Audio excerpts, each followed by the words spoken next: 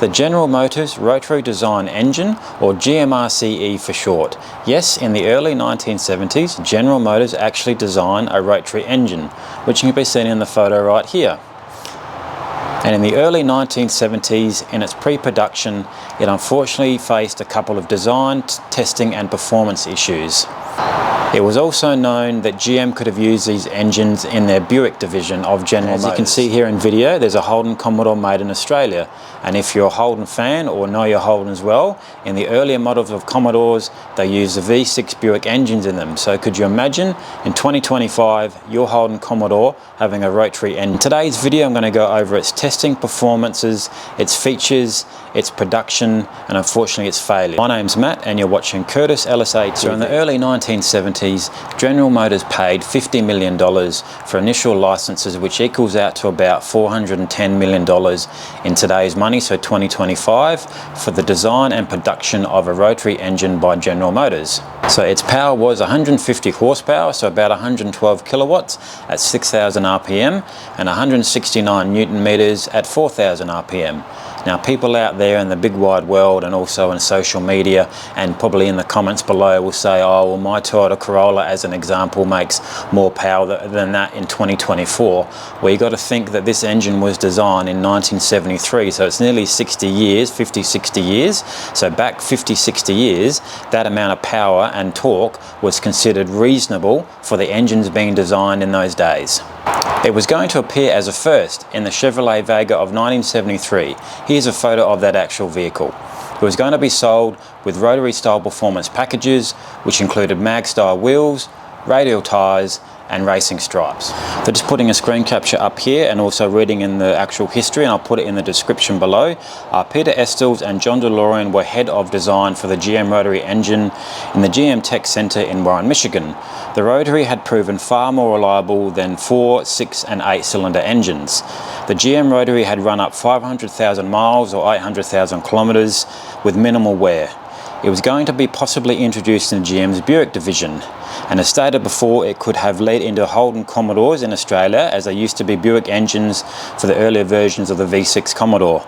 Imagine a Commodore, funny saying that, being a rotary engine in 2025.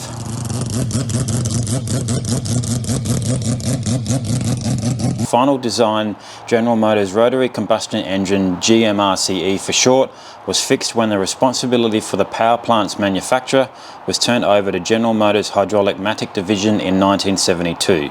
Two rotors displacing 206 cubic inches, 3.38 litres, twin distributors and coils, and a switch to aluminium housing construction. The iron couldn't match the heat displacing qualities of the aluminium. In addition, there was also a rotor tip seal problem in the cast iron configuration, especially after 15,000 miles, 24,000 kilometers. The mediocre fuel economy and ill-timed Arab oil embargo in the early 1970s were contributing factors to the end of the GM Rotary program, unfortunately. RC2206 Rotary were installed into the 1973 Vegas for cold weather testing performed in Canada. It was actually dubbed the Green Lizard, but due to its poor fuel consumption and emissions at the time was its downfall and failures with poor durability and seal scuffing at the end of each rotor. There is actually a prototype of GM's rotary engine down in Melbourne, Victoria in Holden Trafalgar Museum. If you're in the area or if you're interested in a piece of General Motors and Holden history, check out that Holden Museum, because the rotary engine is down there for everybody to see. So if you're new to the channel, please consider subscribing, liking and sharing. If you're a regular viewer or a returning viewer, please consider liking and sharing. It does actually help the channel out when you like and share. And as always, my name's Matt and you've been watching Curtis LSA TV. And in the pre-production, it actually faced, and unfortunately the General Motors Rotary Design Engine, or GMRCE for short. Yes, it was also known that it could have been used in GM's. It was also known it could have been money. So in the early 1970s, GM paid $50 million for initial licenses, which in 1973, in today's money in 2025, still continue reading from the actual history report here. Peter Estels and John